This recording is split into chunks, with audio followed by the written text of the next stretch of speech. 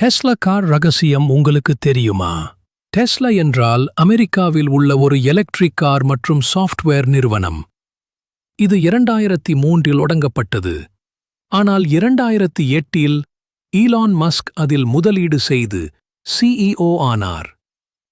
Tesla car 2025 அல்லது 2026இல் India மார்க்கெட்டில் வரும் என எதிர்பார்க்கப்படுகிறது.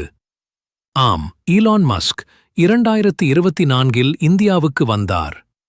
தமிழ்நாடு மற்றும் மகாராஷ்டிராவில் டெஸ்லாக்கு கீகா ஃபேக்டரி அமைக்க திட்டம் இருக்கிறது. எந்தவிதமான கார்பன் எரிபொருள் வெளியேற்றம் இல்லை. சூழல் பாதுகாப்புக்கு மிகச்சிறந்த வாகனம்.